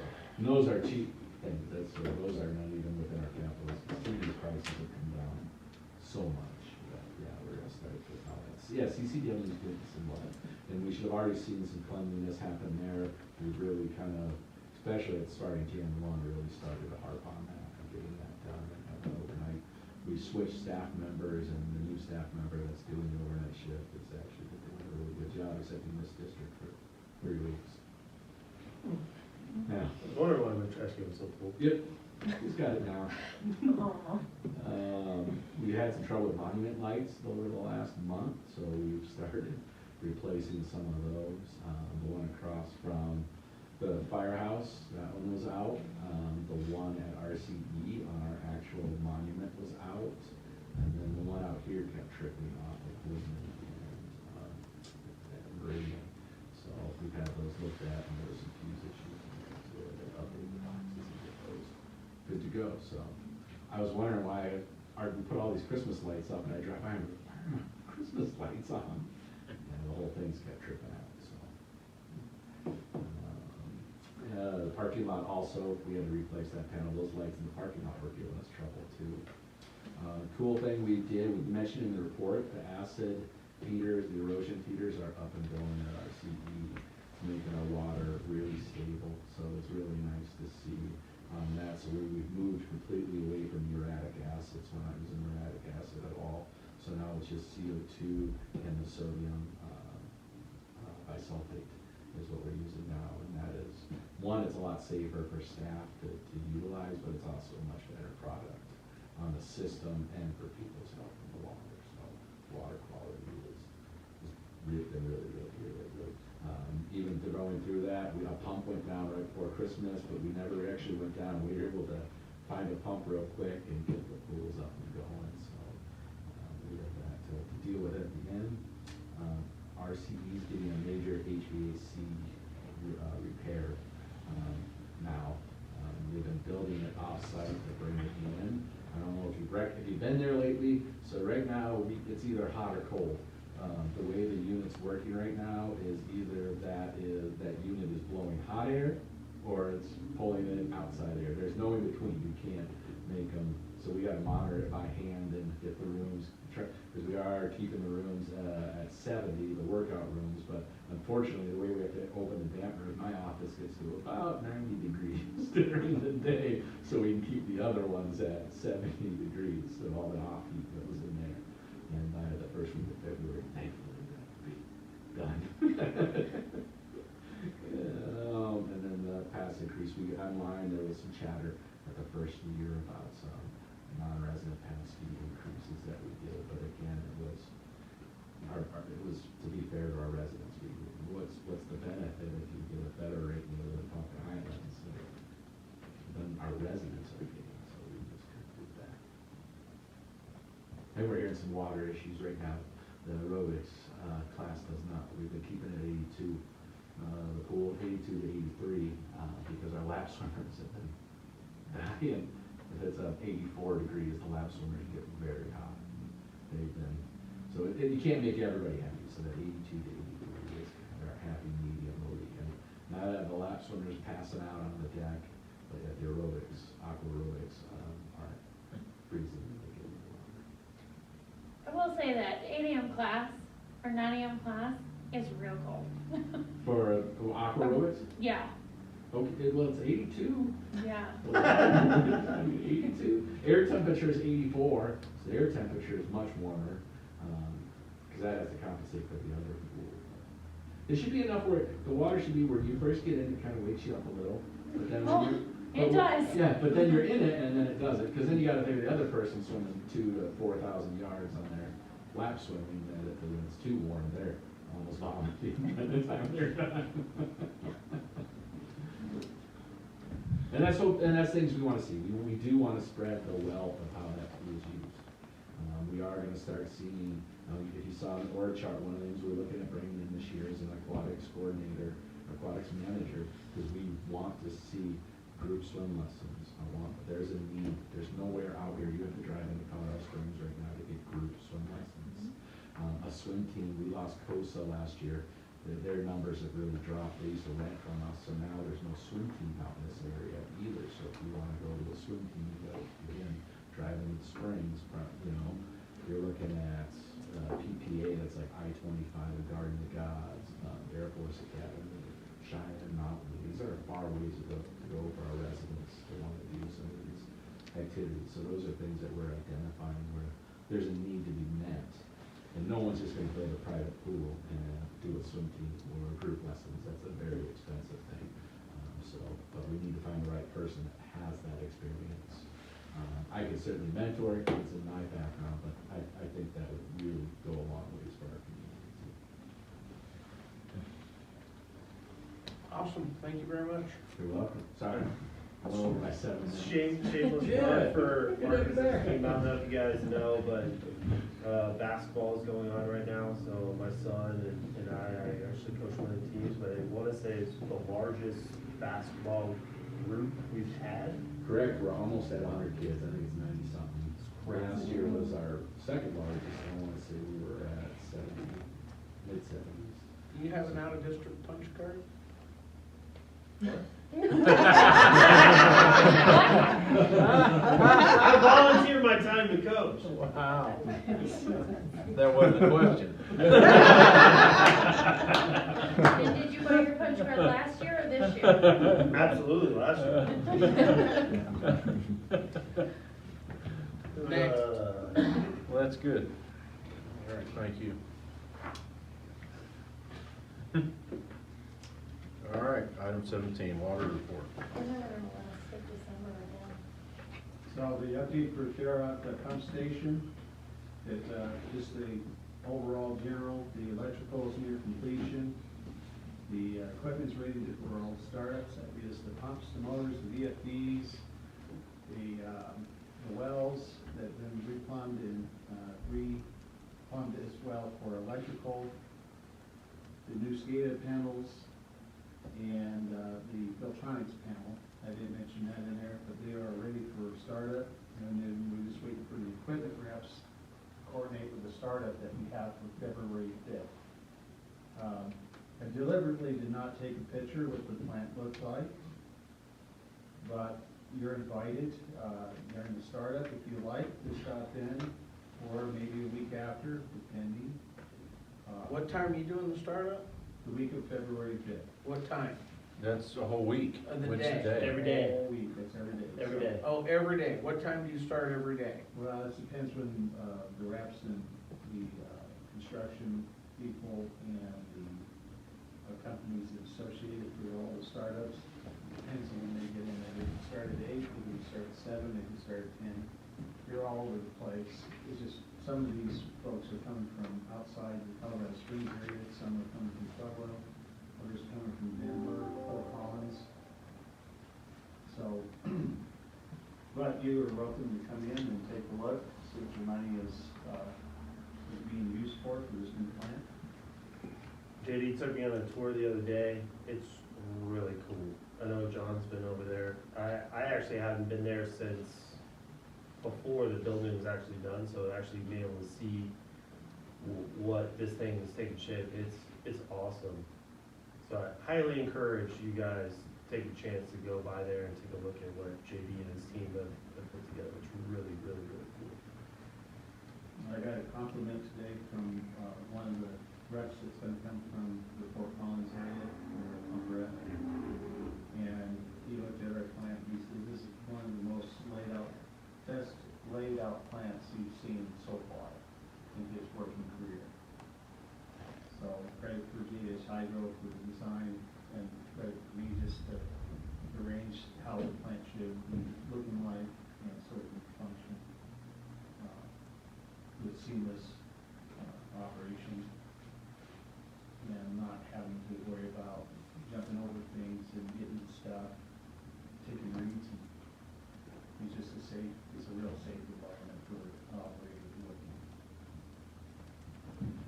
Good job. The younger water update, as you probably saw in the emails, we have completed all transactions from last year and this year. The water operators right now are continuing on plant maintenance. On the 23rd of December, we had a service line failure. We thought it was a satellite from off Maine, but after we had dug around for a little bit, we found that the reason why the service line had failed was the electrical lines up the main primary lines going to the neighborhood, to individual homes, had crushed the water line in 3 places, all 3 conduits. And it's like that from the time it was installed. So you never know about these things, weird things that we're finding. And where it was pinched, that's where it broke, and it was right at the bottom of each electrical line. They weren't encasing conduit. So there is this industry standard of when it comes to installing utilities and new development and that everyone follows. We follow our standards. And it's utilities for phone and cable and fiber. They're installed between the 1 and 2 foot level in the ground. Gas is usually 3. Electrical is supposed to be 4. You know, water services and mains and all that are 5, or a little deeper in the sewer, obviously deeper, unless circumstances warrant it to be shallow. And so, I don't know if someone just not paid attention when they installed the electrical, but it created a hazard for us. Had that water pressure been a little more than the 50 psi that's in this area where we made the repair, it would have ate into that electrical conduit, and it would have caused a short, and it would have caused a real hazard. But we did get the separation. We faced the service line across underneath the electrical main, get the separation for one, and then we put a plastic pipe underneath that, so we wouldn't have any further trouble from that for electrical interference interacting with the top of the line that's in there. We got our skid steer at the 9th of this month, and we are already putting it into use. Always enjoying that from this guy so far. The building continues over there in the Bentgrass residential and commercial properties.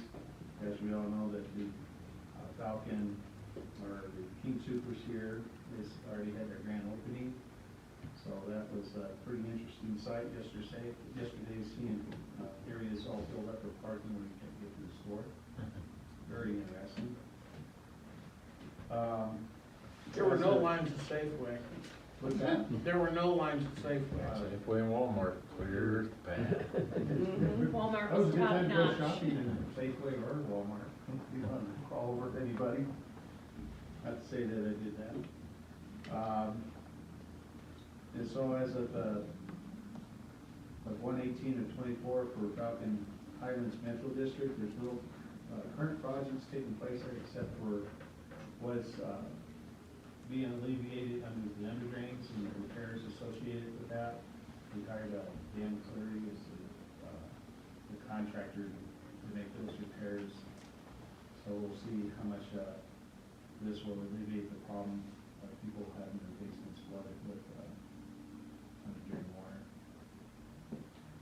And so our recent cold spell that we just had earlier this month, usually what we call the freeze from hell, because water lines are not being protected if they're in the garage or water meters, or if the water line happens to share an outside wall that would freeze. And so we get the pre-calls of, I don't have water, or my water meter's leaking water because it's froze and cracked. And then after a cold spell, we call it the fall from hell, because anything that wasn't noticed by the homeowner, everybody calls in and say, hey, I got water coming out side of my house, and it's coming in on my garage. So we had just a few there, but surprisingly not as many as I anticipated that we would have. So maybe from past experiences of individuals that had that problem, and they took care of their plumbing as we recommended them to do. I'm hoping that's what the case was. But it was like a small handful of calls for that, before and after. Our baptisms came out good. We have no groundwater calls currently. And so, even though that we don't have a fire hydrant out of service, one did get hit. It was on the over here at McLaughlin.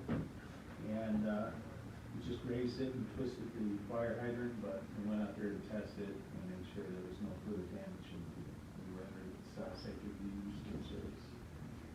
Did we catch them? No. Well, we had a good run of what, 2 months? Go ahead and run. You can see, they almost took out that neighbor's fence. They came up to it and they just pushed in a board or two. But as far as who did it and all that, we wouldn't. That one's insured. Yeah, it's one of those insured. And so that's my water report. Any questions? Thank Good you. job, thank you. Like I said, the invitation for any of the board members want to come and take a look at how the startup looks like, in a plant, I encourage you to do so. And if not, it's okay, we'll just have a ribbon cutting ceremony at the end if everything's all worked out. However you want to do that. Well, when are they gonna do ribbon cutting or whatever out there? Well, we have to plan that. So if you wanted to partake of that, the president of the board, with the board members there, and make it official. If we can make it on Friday. Yeah. Afternoon. Okay. What, are you busy today? Well, his busy schedule. You beat me to it. Gotta schedule him months out. Yeah. Sorry. I might be busy that day.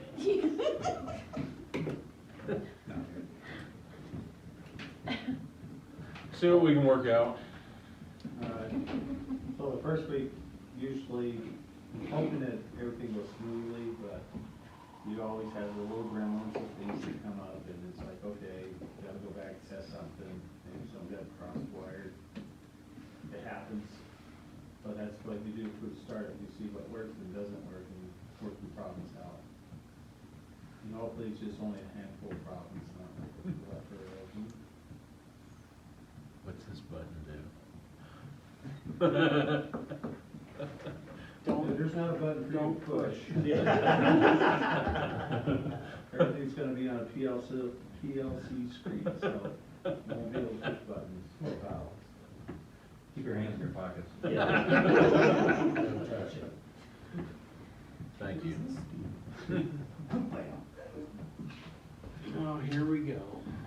Yeah, item 18, wastewater report. All right. Wearing a suit, guys. So the new heater for the Edwards is ordered. Hopefully we're gonna get it by the end of March. Give some time for the warm up. New motor and impeller assemblies, got verification actually today that they should be completed the build, first week of March, and they'll be sent out, so should get them middle of March, not the end of February. We had new seals ordered for the screw press as part of the 5 to 6 year maintenance, but we've been running that press harder than we should have been, or was anticipated. So once we get them on site, I gotta get 2 representatives they gotta come up from Florida to help us swap them out. Most places can take the unit apart, pull the whole insides out, lay them on the ground, work on them.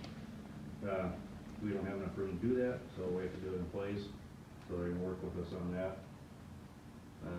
Annual biosolids PFA testing is done. I don't know if we passed them out, I got results and sent them on, so.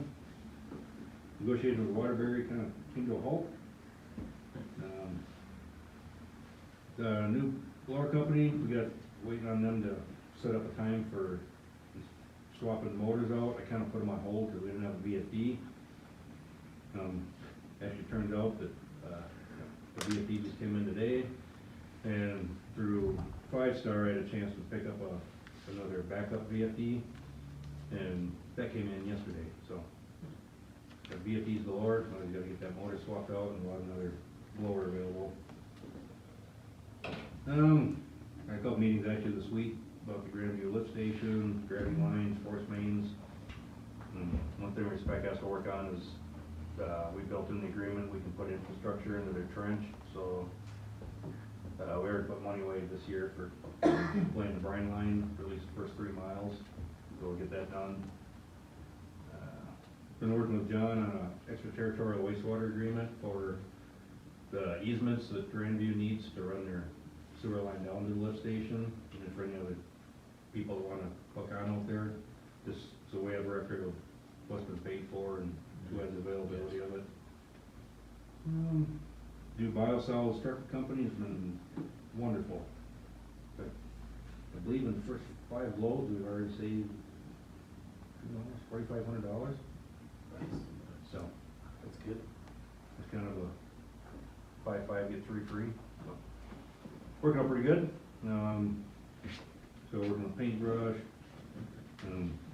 had to work with Carter and Meridian Services to work on what they proposed was our fair share of the lift station budget for this year. It was astronomically high, so we got some pretty good clarification on it.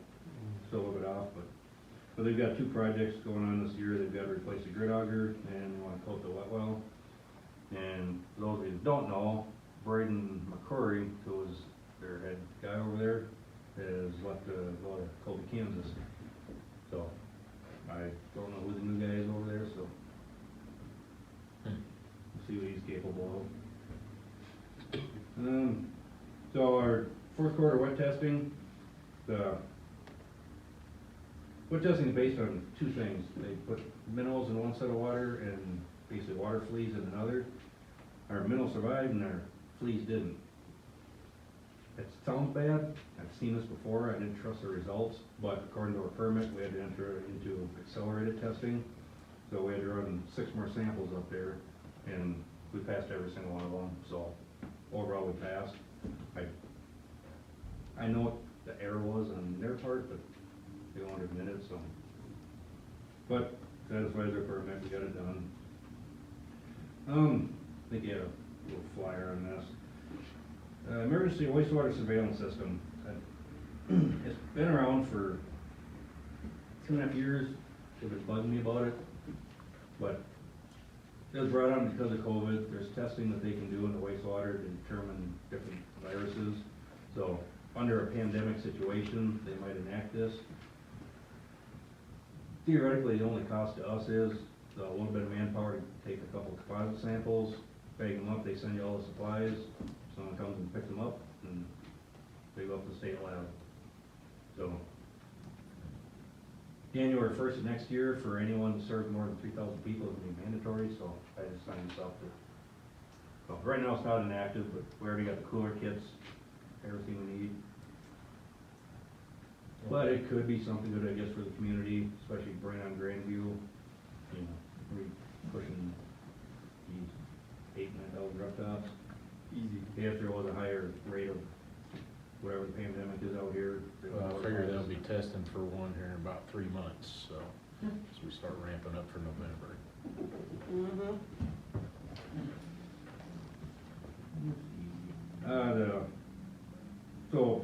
Meridian Ranch, did another section of their sewer line bypassing around Fort Smith. We laid, had a contract, we laid in, under drain on it. That's complete, so all we need to do is go from basically, if you go towards where Mountain View's got all their storage stuff, where the creek is, from there, back to Eastonville. We just have to put that in, and whenever we get another infiltration gallery, we're ready to hook into it.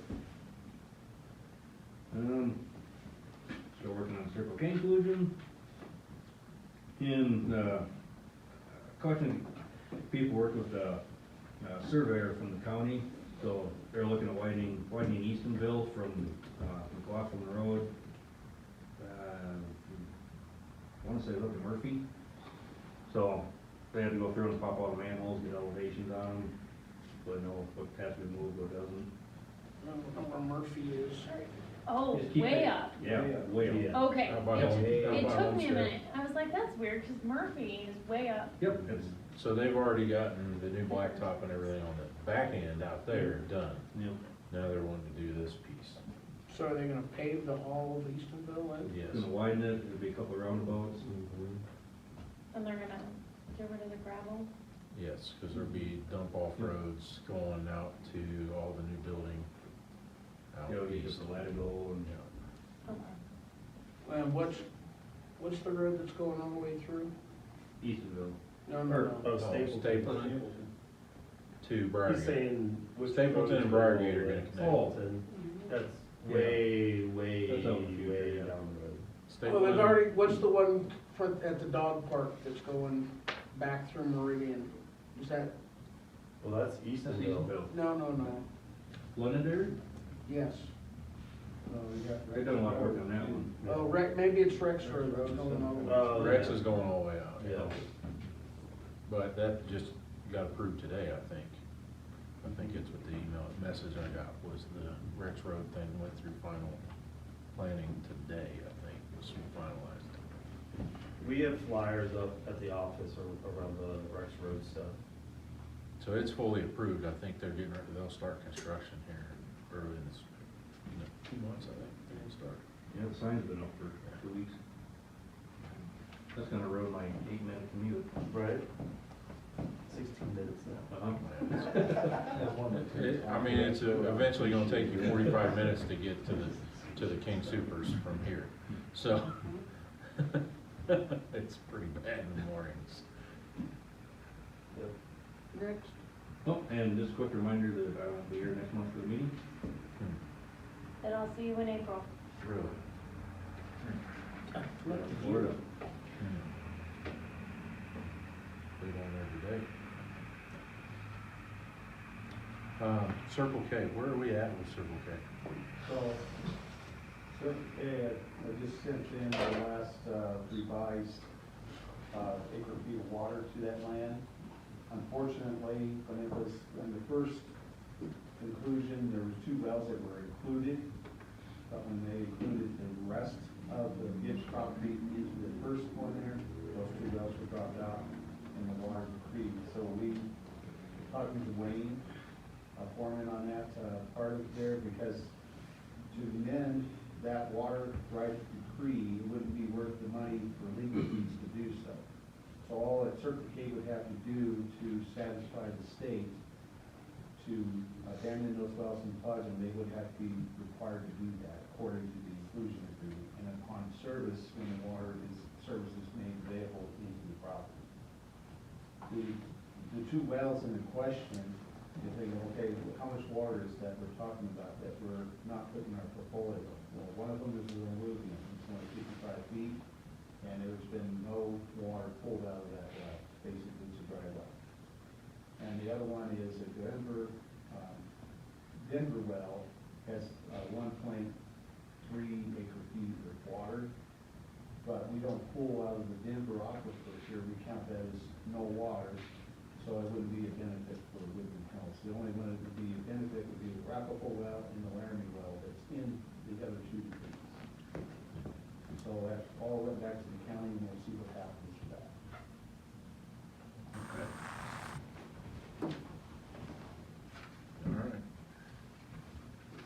Thank you, Wally. There is an example of the extraterritorial wastewater agreement that Wally and John worked on in your packet, it's also up on the screen. Well, John, just so you know, so, DOR and Grandview have it now, they're looking at it. Okay, perfect. So they get their comments back, I'll let you know. Awesome, thank you. All right. Item 19, items unfinished from previous meeting. Nothing. I don't think so. 20, board follow-up on older items. Where are we at? Did we ever pull the Buford offer, or did we leave it on the table? We left it on the table, but I haven't heard anything. Okay. Is that something you want me to re-engage I on? would probably reach out. Okay. Based on a conversation I had Tuesday, I would probably reach out to them. I think it was Tuesday. Yeah, because Liberty Tree had their board meeting yesterday. Okay. Just to check temperature there. Will do. Easy. Because I don't think there's any other players. There are. So. What are they putting in behind there? What's all the new wire going in? Is that all Stratus IQ or whatever that they're dragging across the back end of that property? On the east side? Yeah, Eastonville and Judge Orr. Yeah, that's Meridian Ranch on their bypass line. Okay. Sewer line. Along with the gutter line, it's there. Okay.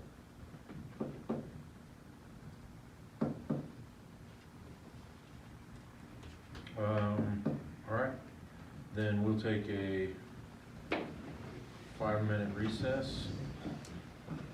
And when we come back, motion we enter executive session for purposes of receiving legal advice on specific legal questions under CRS 246402-4B, namely related to oh, that's double. Namely related to the IGA with Paint Rushville Smith Metro District and arbitration with Cherokee Metro District. I'll make a motion. Motion. Second. And a second. Motion by Stacy, second by Sherry. Any other discussion? No? All in favor? Aye. Aye. Motion carries. 5-minute recess and then we'll be in executive session. Closed session. 7:53. All right, item 22, other business. Is there any other business I have other business, so. for here, the board, or just elsewhere? Both, really, but I think I'm only supposed to share one. Okay.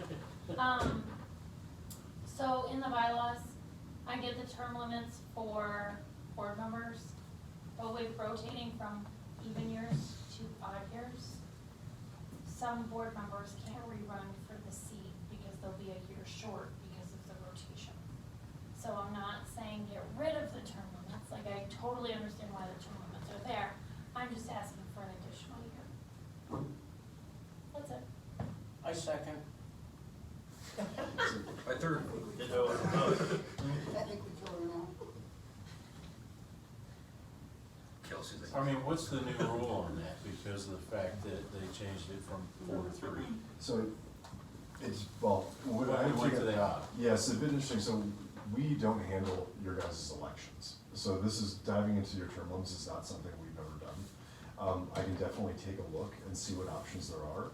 I know for our other districts, usually the way this works is because it's a term limit based on being elected, not a term limit based on being appointed. Usually the solution is someone just doesn't run, it's an open seat, they then can be appointed at the next meeting, and then they can start running again like normal after that. And that'd be true for any resident, and that's usually the solution for this, but I would have to actually take a look at the specifics of what your guys' term limits currently are to give you kind of an answer on what the best solution might be. Are you asking for an extra term or an extra Nope. year? An extra year. So our term limit in our bylaws is 3. It's based off of 3 4-year terms. But some of us are sitting in a 3-year term. So we're going to end up, we can't rerun in the next election because we will be over by a year. So I can't fill a 4-year term because I only have 3 years available to run. Yeah, but So you're I- short on this term, right? This term goes back to, is it this term that it goes back? But I didn't start with a 4-year term.